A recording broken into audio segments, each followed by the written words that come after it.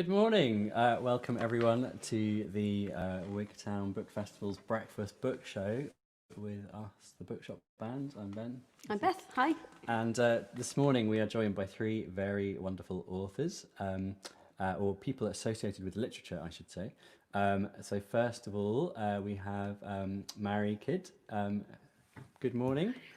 I can't hear you guys. Oh, can you not hear me? Oh, that's no good. We'll rectify that shortly. You should be coming through. You should be able to hear us. Can you not hear us? Can No? the others hear us? Can Should we anyone check? else hear us? Morning, everybody. Morning. Can you guys hear us? Yeah. Yep. Yeah. Okay. Maybe it's your computer. Maybe. Anyway, well, Mairi, can you hear us at all now? Can you hear us? Hello? 1, 2. No. Okay. Maybe, Mairi, if you could rejoin. I'm just going to send Mairi a message. Beth is going to spiel. Oh yeah, great. Here we go. There we go.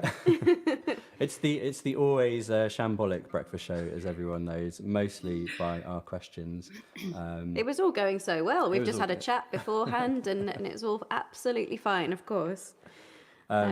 But we could introduce our other guests. We could, exactly. I brought them on very abruptly. So this is Donal Ryan, author in the top.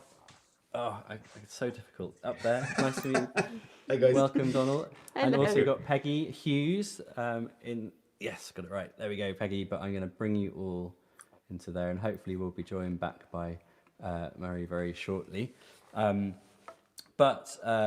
welcome. The Wigtown Book Festival has obviously gone online this year, but it does mean that we can be joined by people from further. So Donal's over in Ireland and in Limerick, I believe. In your lovely new converted studio top there. Is that your writing room, Donal? Well, it will be from now on, yeah. Yeah. I was actually using the old attic, with just exposed beams and Christmas trees and boxes of books everywhere. All summer, my wife was mortified that people were seeing this, so she insisted on us converting it. That's amazing. Yeah, I think you look like you're in a spaceship or some kind of. Yeah, it's my futuristic- new office chair. I'm very proud of it. I love it. I love That's it. That's very good. Well, I think, Donal, should we, as Mairi hopefully will join us shortly, but should we start off with chatting to you about your book? So I should just say, we came across or were introduced to you by the Nana Art Centre, which was, hi, Mairi. Hi. Yes. Yay! Hey, That's fair. You Hey. Mairi, we'll start with Donal, and then we'll come to you after that. Lovely. So Donal, yeah, we were introduced to you by the Nana Art Centre because we were going to do a concert there in June, I think it was, or early July, and obviously that was cancelled. But as part of that concert, we were going to write a song inspired by one of your books, The Spinning Heart.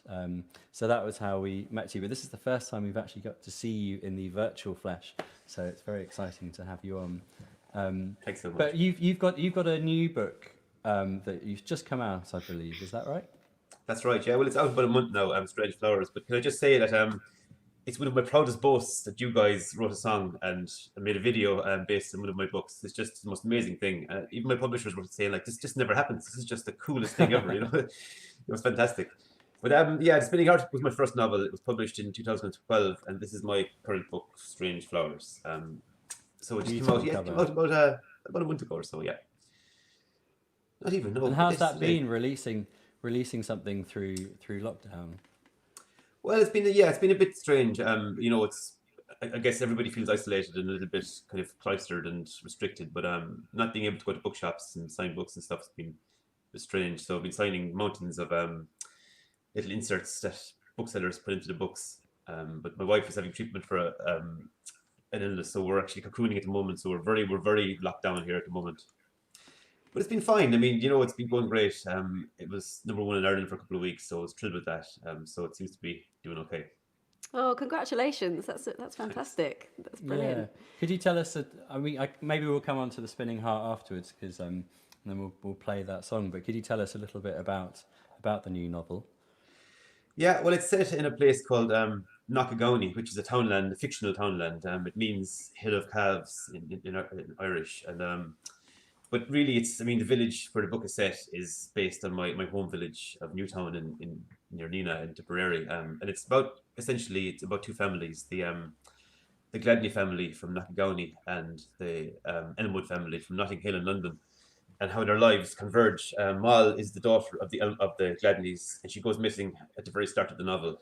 Very mysteriously, she just ups and leaves one morning, gets a bus to Dublin and a ferry across to England, and isn't seen again for 5 years. There's no spoiler there because she arrives back pretty early on in the novel. But when she comes back, her life has changed and her family's lives have changed forever. And I guess anything more than that really is a bit of a spoiler. But she comes back married and with a child. That's pretty early in the book as well. But it's kind of a book about familial love, I guess, and it's about human connection and loss and the huge chasm that can exist between who we truly are and what we present to the world. And that's true for everybody, I guess. There's always a gap between what's our true interiority and what we present. But for some people, that can be a tragedy. It can be almost a terminal tragedy, of course, for lots of people. And it's a book about loss as well, and fatherhood. I wrote the first draft very quickly, just after my own father died 3 years ago. And I wrote it kind of very, very quickly in kind of a haze of grief. And it was, I think, an attempt maybe to, because it died suddenly and kind of in fairly horrific circumstances. So it was kind of an attempt to deflect the grief of that and the shock of it for a while. It really worked. And even, I did kind of feel my father's presence as I wrote it, because he's very present in the book, because I draw on his personality a lot for two of the characters, for Paddy Gladney and for Alexander Elmwood. And as I wrote the very, very last scene, I felt a very strong sense of his presence and his voice saying, "But man, no, you got it just right." The ending, no, he meant, not the book itself. I knew the book was fairly was maimed and needed to be healed, but the ending just felt right. It was a great feeling. That's it's really powerful. I've never really heard that, somebody talk about how somebody has been so involved in their, somebody whose literal presence is gone, but being right with them when they're writing. I think that's incredible. Yeah, I mean, there's no way to define it exactly, but what it really is. But it was a great comfort, to be honest. I guess because he was so present in my writing anyway, and such a part of my writing life always. We always went together to readings, and he traveled with me to things, and it was, so I always had him there, and so it just felt as though he was still there. It was great, and that's kind of, I suppose it's kind of a thing we tell ourselves, maybe, I don't know, but it felt very real for me, so it was great. Yeah, I mean, it's just that kind of, it's such a process of grief you're describing, like, and putting that grief, but in a using that to put something onto paper that kind of gets you to that end point, and it feels like just that thanking you at the end that you've got it right must have been a great comfort. And that other thing you said was interesting about the sort of that difference between the persona we give and the persona that we are. I mean, I guess we're all I feel like I'm constantly working out who I actually am the whole time. But it's I guess it's especially pertinent now, like where a lot of our interactions with people is very much this online. Like I come across as a witty, charming, intelligent, two-dimensional idiot, I think, which is probably. Do you think it has people will resonate with that kind of discussion? Because I guess it's obviously what lots of people would be talking about now anyway. I think so, yeah, and I think that's so true, actually, Ben. I think people are going through a real process of reinvention at the moment, because our lives have changed so quickly, so dramatically, and the way we connect has changed so quickly, and hopefully it won't last. God forbid it lasts much longer than a few more months. But when we're online, I mean, we're not exactly the same as we are when we're live in front of people, and it seems now as though everything is performative, and all the time we're putting on some kind of act, even to have a meeting with your friends, to chat with your buddies, it becomes a kind of performance, and it can be such a slog as well. I really find that. I mean, my oldest friends we know for years and years, and we're online together, and we're sitting there looking, going, "Oh Christ, what do we say next? What do we talk about?" It's so unnatural, and we have to force ourselves to say things and to think of stories, and you know, I kind of find myself making stuff up half the time to tell the lads because you know, because so little's happening. It's really strange. Maybe we And should you're just right, all though. log on.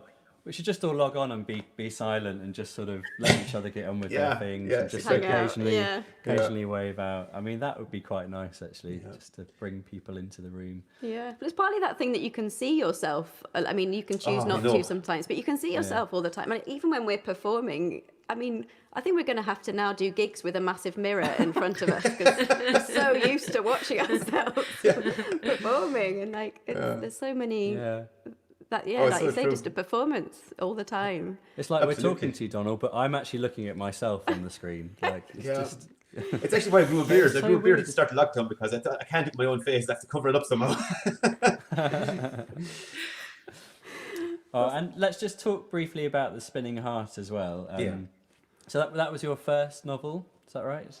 It was my first published novel. It was the second novel I wrote. The first novel I wrote was published after Spinning Heart because my publishers kind of saw a kind of gap in the market for a post-recession novel. It sounds so boring, but you know, there was kind of a lot of opining in Ireland at the time by critics and journalists about the kind of lack of literature that confronted the cycle of boom and bust in Ireland. You know, the devastation that was wrought by the bank guarantee. And so the Spinning Heart seemed to kind of fit into that gap, you know, and it really did. Like, it did really well for me. Like, I was so lucky. I mean, it was just such huge luck involved with timing. I mean, it sounds kind of awful to say I had luck because I wrote a book about people's lives being devastated, you know. But I kind of felt, you know, okay. I mean, I was there myself, you know. I walked the walk, so it's okay. I was in the same situation. And the people in the book are all based on people I knew and loved dearly. Well, most of them anyway.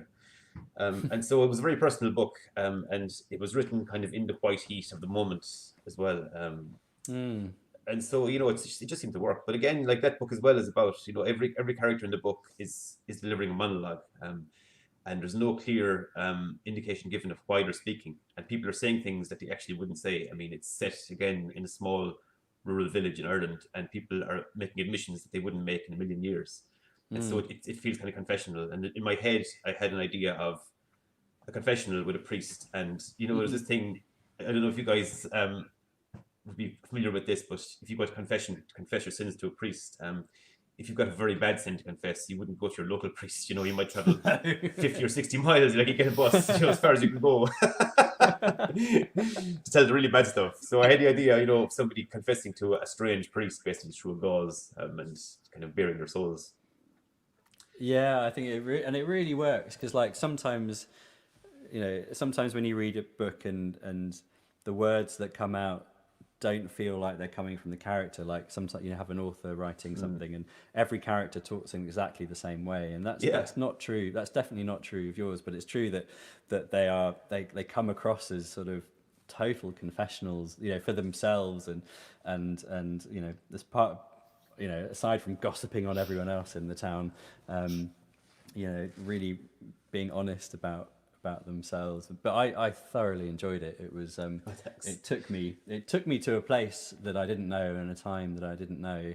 And I think one of the good things that we enjoy about the Bookshop Band is that when we put down a book, we have an emotional response to something that we've never experienced because you've given us that emotional attachment to something through spending time reading the stories, and I certainly felt that. And it was really hard writing The Spinning Heart because I felt that it had to be, you know, with a lot of books it's kind of you just really free with your response and just go. But with The Spinning Heart, because it was dealing with a time and a place that was very real and not that far away from us at all, I kind of felt like it had to be right, and that's a really difficult thing to do when you write a song. And it's certainly not right, but it was a pressure I felt because it was so vivid. What you wrote was so vivid and so grounded in a reality that I felt I had to try and capture that. But I don't. Gosh, I think you did. It feels and sounds so perfect to me. There's a beautiful sense of yearning and longing in the melody of the song. It's just gorgeous, and I love the video too. I love you guys just walking through that. I think is it a foundry or something that you're walking through? Yeah, it's beautiful. Yeah. Well, so Donal, proud of it. Oh, thank you. It was our really good lockdown project as well. So thank you for giving that to us. Thank you, we're going to have a go playing it live. Brilliant. We apologise in advance, mainly because like no musician should ever be asked to play any music before about 6 o'clock in the evening. I know. And this one uses my electric. I never really used its electric guitar. Yeah, that's cool. Just it's new, and I'm just sort of slowly building up a little repertoire on it. And I'm absolutely loving it actually. But yeah, it's not my first instrument. Anyway, so Get all the excuses out now, right? I know. I just put the excuses out. Anyway, okay, Donal, we're gonna have a go playing you the Brilliant. Spinning Heart. I'm gonna take off my headphones.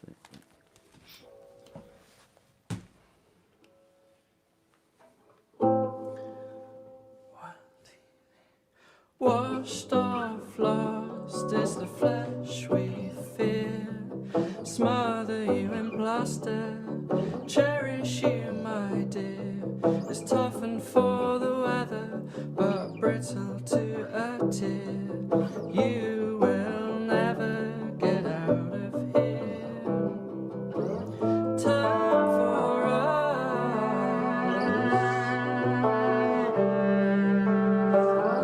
spin for us.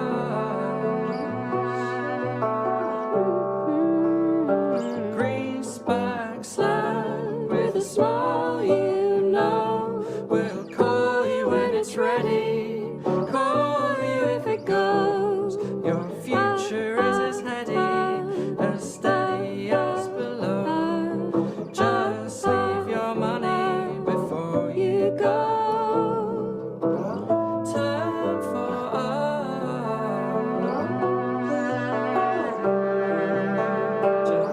Spin to dust.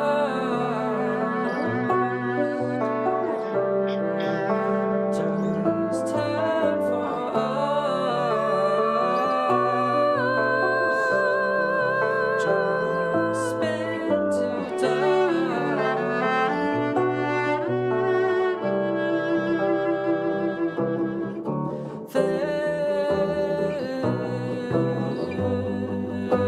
This is the greatest gift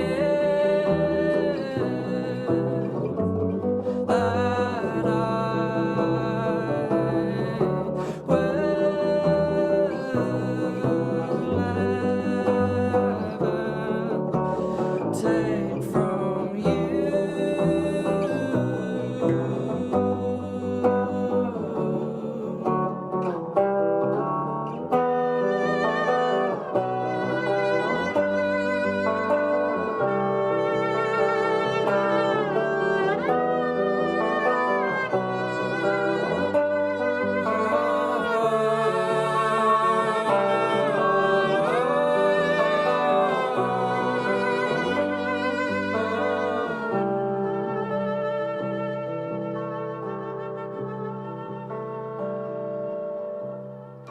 Nail it to the heather and tether to sand. We built this all together, a statue of a man. Here's two for Timmy, then clearly I stand, looking at the timber hitting my hand to tear it down. All you need,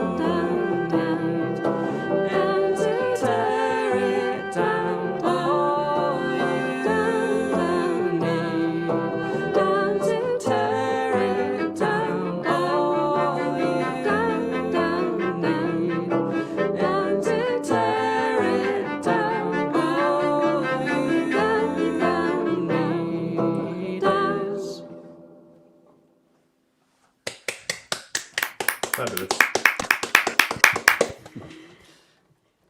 Thank you. Beautiful. And people can check out the video on YouTube. Of Absolutely, yeah. It's on, if you look up the Spinning Heart, the Bookshop band on YouTube, or if anyone's there and wants to post a link in the comments. We've got loads of people actually joining us. I should say hello to a few people. We've got Joyce Cochrane in the Old Bank Bookshop just across Wigtown. Hi Joyce and everyone there. I've got Ying Lu in Taiwan. Hi Ying. She ran the open book, I think, for a week last year. We've got Carol Muller. Ken Humphreys, loads of people. So welcome everybody. Welcome to the show. Thank you, Donal. So we are now going to move on this morning to Mairi Kidd. We're delighted to be joined by you. Thank you so much for being here this morning. Where are you coming in from? I'm coming in from Portobello. I'm sitting here in the beautiful sunshine with the beach just out the window. And on a glorious day. I'm so sorry I couldn't hear you. I don't know what happened. Oh, don't worry. I'm sure there will be many technical disasters over the course of the next 10 days, and they will mostly be my fault. So this is great. I can see the glow of the sand, the lovely beach light coming in there.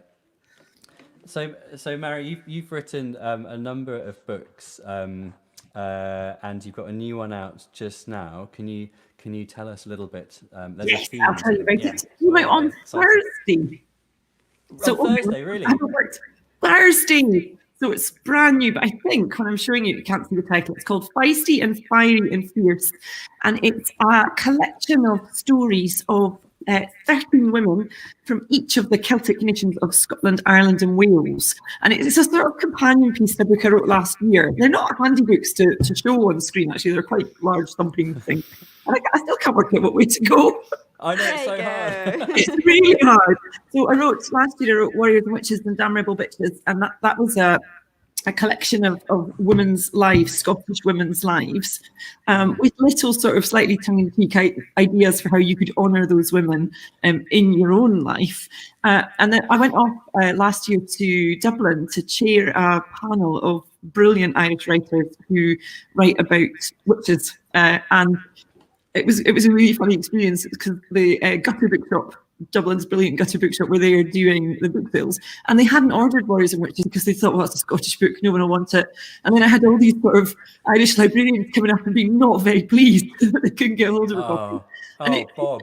But it really inspired me to start thinking I would love to know more about our neighbour Celtic countries.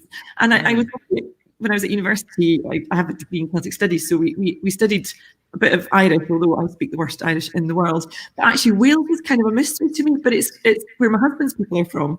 So I thought I want to go and I want to write more Scottish women, which was a real joy because I had to leave so many out of the first book. And then I want to find these stories. And then as the book evolved, I ended up writing a slightly provocative, perhaps, her story of Scotland, of Ireland, and of Wales. So it was great fun to write. Oh, that's fantastic. Who are these aimed at, Mairi? Are they aimed at everybody? Are they aimed at younger people, or is it? The content's quite strong, so they're definitely aimed at adults, potentially young adults, depending on how happy they and their people are reading sort of stronger content, because these are full lives. They're women who lived great lives, women who lived difficult lives, women who were persecuted through the witch trials. But actually, one of my favourites in here is she was either, her name is Isabel Nivi Callen, and so literally Isabel, daughter of the son of Colin. And the son of Colin is the Earl of Argyle's king in Gaelic. So she was either the daughter or the wife of the Earl of Argyle. And she was a poet. And her poetry appears in the Book of the Dean of Lismore from the 1500s, written down. And she wrote a lot of really racy courtly love. And then she wrote a praise poem in praise of her household priest's penis. So that's a different view on going off to tell your confession to someone quite far away. And it's called Ish Deasa, listen, people of this house. And then it's just this enormous Gaelic praise poem to a penis. So she's in there. And that gives you maybe a taste for fights, maybe not for the youngest readers. But that said, when Warriors and Witches came out and we were all allowed to go to meet people in the flesh to talk about books, I signed multiple copies for unborn babies that were going to go in sort of almost book capsules for them. And then I signed one and sent it off in the post for a 95th birthday. So arguably also it's got quite a big. Yeah, because I just think it's great that there are starting to be, because we've got a 3-year-old, Molly, and I think, introducing her to books that are about strong women and also not necessarily famous strong women, people that we haven't heard of and that were doing really good things, or that have, I don't know, or just very normal people, but not in their kind of stereotypical roles. And I just think it's really important to have those pieces of literature to bring our kids up with. Otherwise, they all, they fall into the same roles again. Otherwise, exactly. No matter how, it's always been skewed, and so like the more we can do to put that history, because it's all history, it's all there, it's all lives people have lived, and it's rather than sort of bombarded by the kind of media bias for the last thousands of years. I don't know, that thing. But it sounds amazing. It sounds like it's a really fun read as well, apart from being probably difficult and tough occasionally. Do you have any examples of the things you could inject into your own life to honour someone from the last book? Well, it's kind of goes from the quite literal. So there's an amazing Irish woman, and I'm going to, because Donal's here and Peggy's here, I'm so embarrassed at even trying to say her name, but I think it's Margaret, but it's spelt Mairi Kidd. It's not spelt as I would understand Mairead or Mairead, and O'Carroll. And she ran these incredible arts festivals that are recorded in the annals. And she almost built like a sort of Olympic village to put up all of her priests, her genealogists and her poets and all the others who came to perform. These just unbelievable, fabulous celebrations of the arts that must have cost in money then unthinkable sums. But she died of breast cancer. So the little lesson is obviously check your boobs. So some of them are very literal in that way. And then, Mary Queen of Scots, obviously there's quite a lesson in thinking about maybe who you marry or get involved with and who you don't. And then there's sort of more kind of thoughtful. So in one of the books, there's a woman who literally was put in a cage. So thinking about the different forms of cages that we can put ourselves in. And so some of it is a wee bit kind of more metaphorical.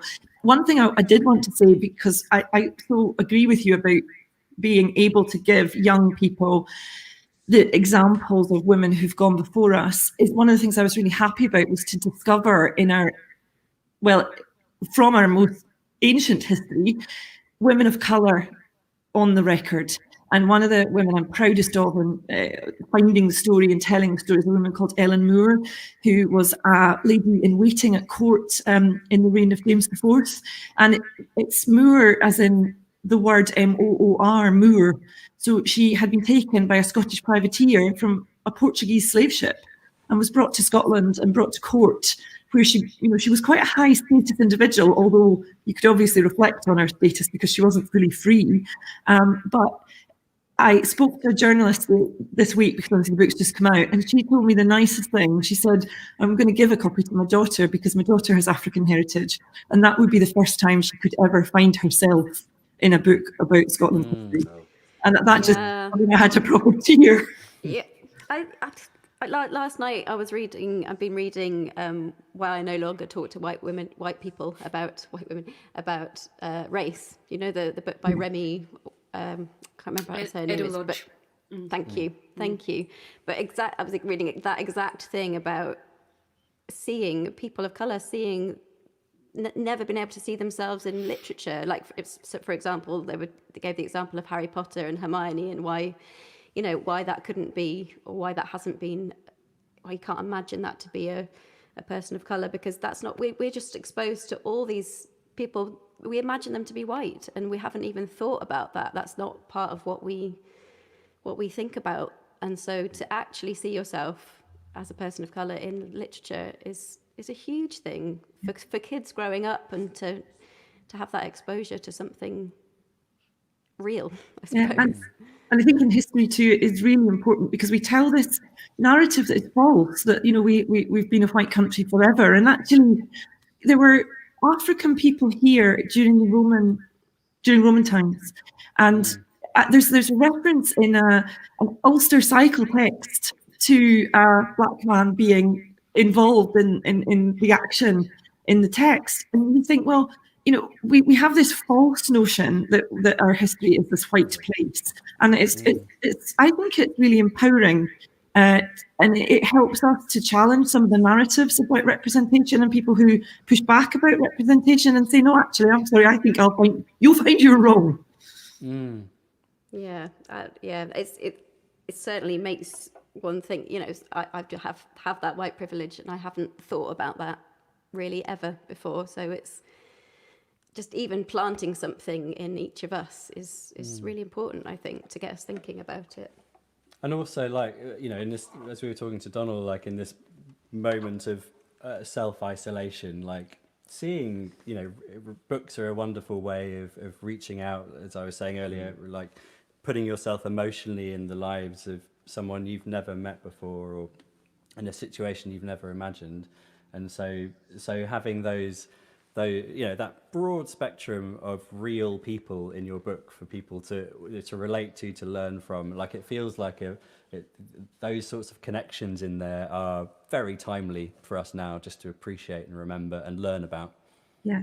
And the differences are fascinating too. Do you know when Donal first spoke and he said about cocooning in Ireland? I've always, ever since the COVID outbreak and understanding how things, because Ireland locked down faster and in many ways was bolder. But isn't it lovely that you use that word cocoon? I always think it's, you're a proper storytelling people that have made the idea of protection and cocooning so central, because we have this very kind of shielding sort of, just so much nice, clever about how people work. Yeah, and cocooning feels like that, doesn't Lovely. it? Cocooning, shielding, that's the difference. Yeah. Yeah. Well, Mairi, thank you. We're going to play you a song now that Beth will introduce. Yeah, I think we're probably slightly short of time, so I won't say too much about it, apart from it's about a strong woman, I believe. And it's a book by Emma Hooper called Etta and Otto and Russell and James. And it's about this woman, an older woman called Etta, who's in her 80s, and she decides that she wants to go and see the sea, having never visited it before, but wants to go before she forgets that that's what she wants to do. And so she leaves a note for her husband, Otto, and she sets off on this journey to go and find the sea. And so, yeah, we see Etta as a strong woman, so I thought that was relatable to what you were talking about. When I turn my camera to the sea. That's such a lovely idea. I'll try. Thank you. Yeah, thank you. So the song is called Edge of the World. There we go. Oh, it's so nice. This lady, this crazy lady, she's alright. She's alright. This woman, she chose to make this journey to the light, to the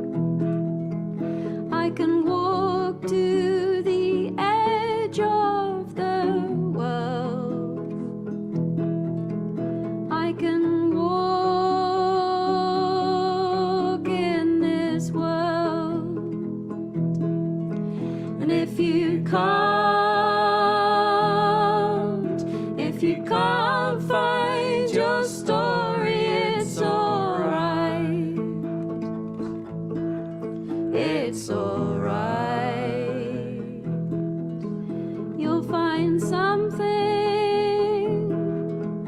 You'll find something or someone to hold on to hold on to.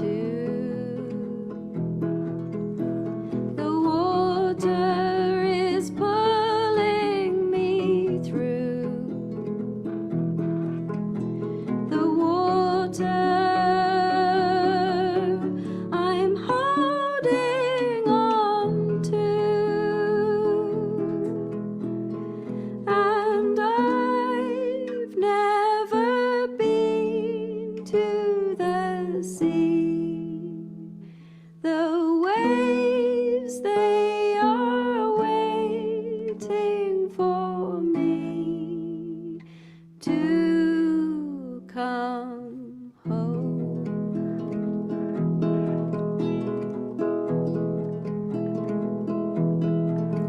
You get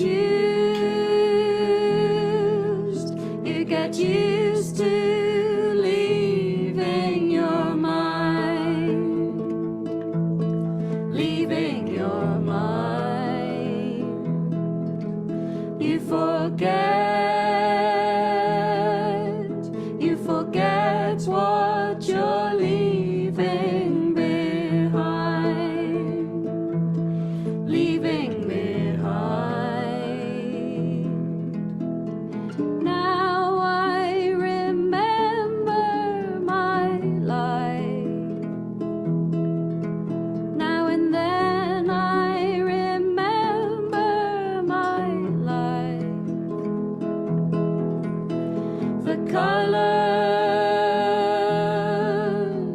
The colors, they're fading away, fading away.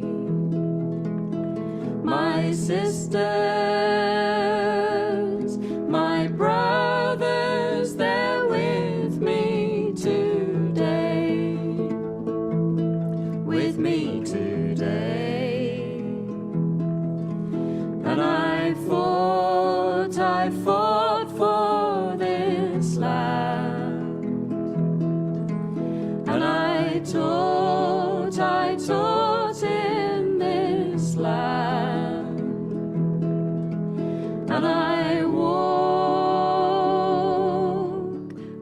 walk in this land. And I've never been to the sea. The waves, they are waiting for me to come home.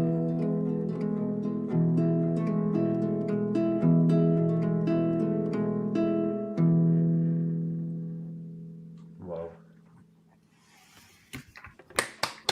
Incredible. So nice to be able to see the sea while singing that. I mean, that's much better than looking at yourself, isn't it? Like, for me, I concentrated on the sea, definitely. Thank you. Thank you very much. Well, for the last third of our show, joined by Peggy Hughes. Woo, woo, woo, woo, woo. Hi, everyone. Oh, that way. Oh, I did it that way. Yes. Thank you, Peggy. It must be strange not to be in Wigtown, because normally you are a huge feature of the Wigtown Book Festival in person. It's deeply weird not to be there with you all. Yeah, I'm sad. I'm sad actually not to be there. Obviously, it was going to be this way for some while, but yeah, it's a funny feeling. It's also a funny but lovely feeling to not be in the chair seat, because normally I'm there, of course, interviewing people. So it's a curious treat to be on the other end of it today. Really nice to be here. I hadn't really thought about that, and now I'm absolutely terrified. Oh no, gosh, no! I love your show. I'm just thrilled to be on. To be honest, I was just reflecting there with that song, which is one of my absolutely favourite Bookshop band songs. Two embarrassing things happened. One, I almost started to cry, and two, I almost started to join in. So two utterly mortifying reactions to that. So kept it together. Good. Well done, Peggy. So, Peggy, for those of people that don't know, can you tell us a little bit about where you're coming in from and what you are currently up to? Sure. Well, I stay in Norwich, which is like opposite, almost directly opposite. If Wigtown's southwest of Scotland, Norwich is sort of southeast of England, where it's an absolutely filthy day outside. In my day job, I'm the programme director of the National Centre for Writing here in England. But I've been involved with the Wigtown Festival, I think it's 12 years. Could be 11, I lost count, but it's been a long while of coming to the festival and getting to know the town and the folk and so on. So yeah, and during this period, we've kept up really nice connections with Wigtown because myself and my other half, Colin, who some festival people will also know, is a podcast producer. So we've been working together on the Wigtown Book Festival podcast, which has been really exciting actually. So that's been going all the way through lockdown, and now during the festival proper, we were doing it weekly, and now we're doing a podcast every day as part of the festival. So it's been truly lovely actually to stay connected to people during this deeply odd period and to have an excuse to phone up Alan Johnson, the former MP, and speak to Mary from the Wigtown Post Office and all sorts of folk. Honestly, it's been really lovely. So yeah, what can you expect to find on the podcast for those who haven't tuned in? So if you can find it wherever you get your podcasts, so Google Podcast, Apple, all the rest, Spotify, and so there's a whole backlist of conversations that have taken place, as I say, over the past couple of months. We've featured people like. I'm looking back at my bookcase. We've got Bernadette Russell, who wrote a beautiful book about hope. Kirsten Innes' Scabby Queen. Alan Johnson, as I say. We had some themed episodes around the idea of post, around the idea of what people are up to during lockdown. But during the festival proper, as I say, we're releasing one a day. So yesterday we just released an episode on James Hogg. So the Ettrick Shepherd is celebrating his 250th birthday this year. So we had on an academic called Valentina Bold, and two writers who've been themselves inspired by Hogg, who are James Robertson and Graham McRae Burnett. So they reflected on what his influence has meant to them. Today's episode's a really lovely one. It's with Katie Patterson, who, if people have heard of the Future Library Project, this absolutely staggering project, which I followed for a while. So it launched in 2014, where she commissioned a piece of work from Margaret Atwood, which would be written now and shelved, stored away, not to be released for 100 years. Whoa. So she's doing that every year for 100 years. And then at the end of the 100 years, 2114, there's going to be a beautiful book of all the pieces that have been commissioned. But it kind of, it just breaks my brain that none of us can read the work of Margaret Atwood and Sean from Iceland and, Ocean Vuong and all these sort of incredible writers. So it was lovely to chat to her. There's all sorts coming out. It's been really good to work on. I wonder what those people would be writing. I mean, are they? I guess you don't know. We'll never know. But unless we live to 100 and something, which who knows? Who knows? I suppose that lots of them might write letters to the future from our current selves, or it sounds like a fascinating project. Yeah, it's a fascinating project. It's what Mairi was saying about kind of time capsules and how a work will, I suppose, land in that distant time. As writers, I mean, you must think like, how will this be read by a future reader, or the funny present weather? Will they write pieces that reflect on this absolutely bewildering time we're in, and how will that be in 100 years? I don't know. The whole thing is absolutely astonishing to me. I love it. But I'd write a prediction. I think I'd write a prediction of what it'd be like in 100 years, and then just see how wrong it would be. Well, maybe you should write a song that will, in your imagination, not be listened to for 100 years and reflect on what you would write about. That's the same as most of our songs, Peggy. Oh yeah? Oh, of course it is. Yes. But the podcast, as it says, a new one every day during the festival. Every day, 9:30. So if you're the breakfast, you kick us off. We put you to bed. That's the way. We're bookends, if you like. 9:30 in the evening. I was going to say that. We're not competition. No, PM. Yeah. Great. great. That sounds cool. Yeah. And just very quickly as well, Norwich has become the city of literature. Is that right? Am I right? Yeah, that's right. So Edinburgh was the world's first, actually, way back, and then Norwich was the first in England in 2012. So yeah, it just basically means, much like Wigtown's Booktown status, being a city of literature, I guess, just means that you've both got, you know, a remarkable literary heritage and loads of writers to celebrate, and a history that's worth kind of, you know, championing. But it's as much about a future as well. Speaking of the future, it's as much about what's going to come next, about the community that you're in, about a vibrancy, about your bookshops and your libraries. So yeah, it's a good place to be if you're a book lover like me, reader, writer. Yeah, running the program director of the Writers' Centre for sure. And we've actually played in the Writers' Centre. We went there a few years ago, and I can attest it's a really amazing space.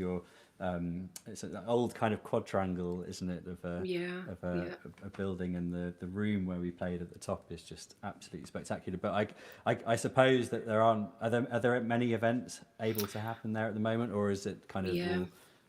Much like everywhere else, we are online for the moment. And while that it has been really interesting, I think what Donal was saying earlier on about screens and seeing you, and we were all saying about seeing yourself, it's both alarming but also deeply encouraging that we can stay connected. In my opinion, it's been such a funny time, and I was just thinking about, you know, Maggie O'Farrell's Hamnet, for example, which talks about the, you know, the earlier plague and so on.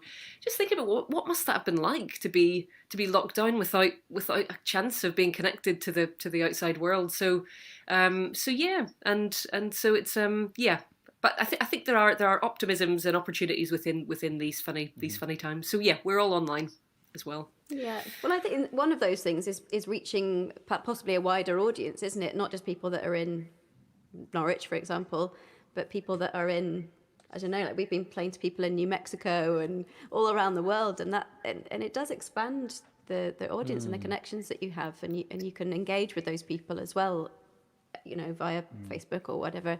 You can actually kind of reply to their comments and have an interaction that you might not have had it just been there. So there are you know, like you say, there's a positive side as well. Yeah, there's things to grow during this time. There's things that different fruit to plant.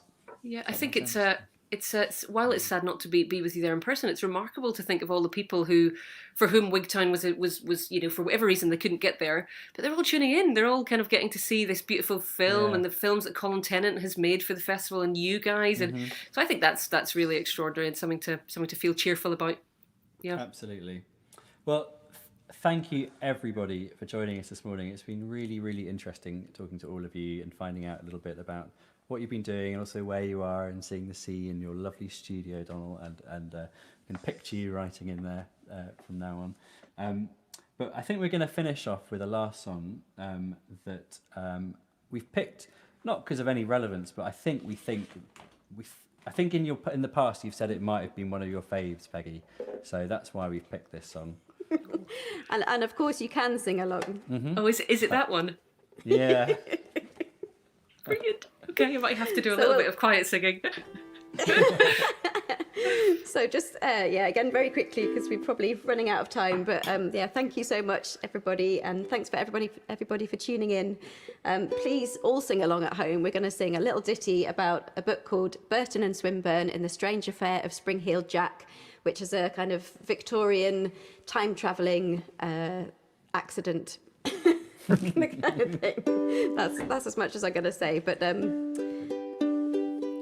it's got a little chorus that goes like this. Smog over London looks jolly splendid, I've heard. You'll go, Peggy. Smog over London looks jolly splendid, I've heard. Wonderful. Okay, everyone at home. Sail over Battersea in your velocipede, show off your skills in the air. Don't let technologists catch you and saw off bits. What are they building in there? It's such a joy to be in my velocipede, flying as high as a bird. Smog over London looks jolly splendid, I've heard. Smog over London looks jolly splendid, I've heard.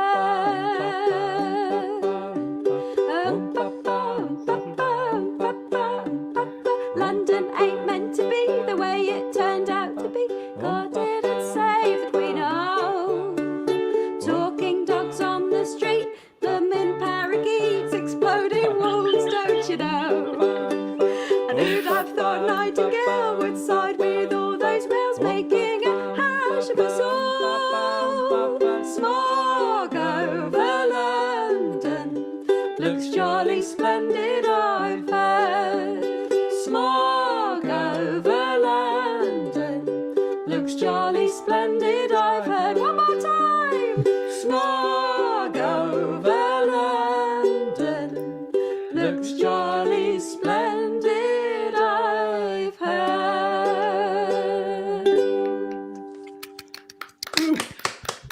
Brilliant. Thank you. I suddenly had the thought that there might be 4-year-olds watching, and I decided not to swear on the. Probably good. So thank you everyone for tuning in to this Celtic edition of the Breakfast Show. That was probably on reflection, not an appropriate song to sing for the Celtic edition, but hey, join us again tomorrow morning, every day of the Wigtown Book Festival, and we'll be joined by 3 more authors who I can only hope are as lovely as the 3 we've had this morning. Yeah. Thank you very much to Donal Ryan, Thank Mairi you. Kidd, Thank you, and guys. Peggy Hughes. So Have a great enjoyable. rest of the day, and we'll see you tomorrow. Bye.